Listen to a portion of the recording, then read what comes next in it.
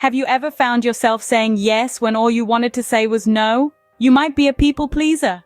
Welcome to the perplexing world of people pleasing, a paradox that's more common than you might think. It's a phenomenon where individuals go out of their way to accommodate others, often at their own expense.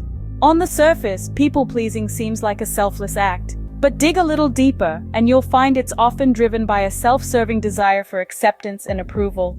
It's a complex dance of give and take, where the giver continually sacrifices their own needs in a bid to be liked. The paradox of people-pleasing is that while it's seen as a noble trait, it can often lead to self-neglect, stress, and even resentment. People-pleasers are often viewed as agreeable and kind, but what toll does this take on their mental health? This begs the question, is the price of people-pleasing too high? Why do some people feel a compulsive need to please others? The answer lies in our brains. Let's dive into the fascinating world of neuroscience and psychology to unravel the mystery of people-pleasing. Our brain, in its quest to maintain harmony and avoid conflict, has a little trick up its sleeve. It releases a neurotransmitter called dopamine, often referred to as the feel-good hormone, when we make others happy. This dopamine rush can be quite addictive, and over time it can lead to a pattern of chronic people-pleasing. But the story doesn't end here. There's more to this people-pleasing phenomenon than just an influx of dopamine. Our fear of rejection and our attachment styles play crucial roles too.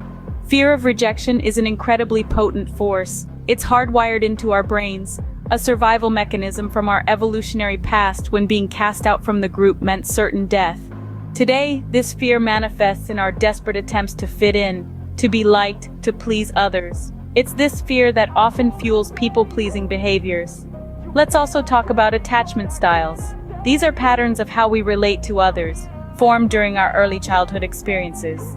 Those with an anxious attachment style often worry about being abandoned or unloved.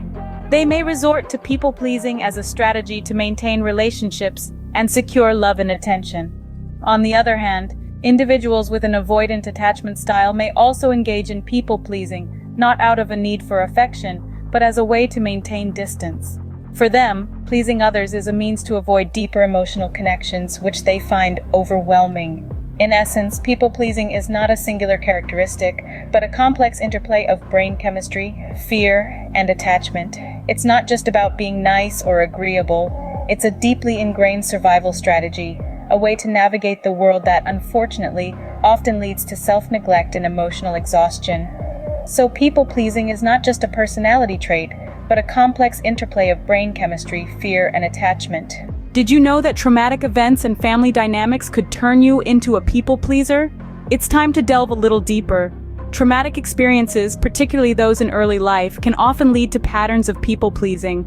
This is because, as a survival strategy, we sometimes adapt to trauma by becoming overly attuned to the needs and reactions of others.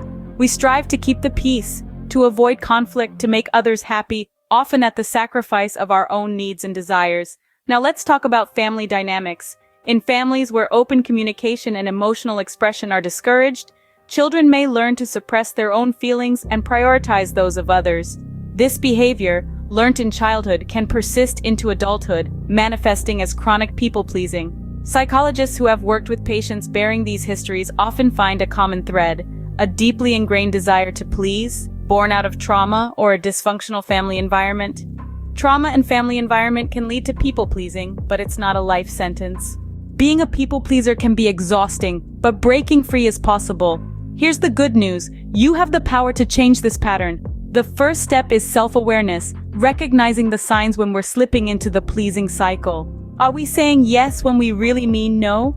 Are we diminishing our own needs to accommodate others? Setting boundaries is the next step. It's about asserting our needs, expressing our feelings openly, and not allowing fear of disappointment to dictate our actions. This might feel uncomfortable at first, but remember, it's a process. Lastly, don't hesitate to seek professional help. Therapists and psychologists are trained to help you navigate these changes, offering strategies and tools to build resilience and self-esteem.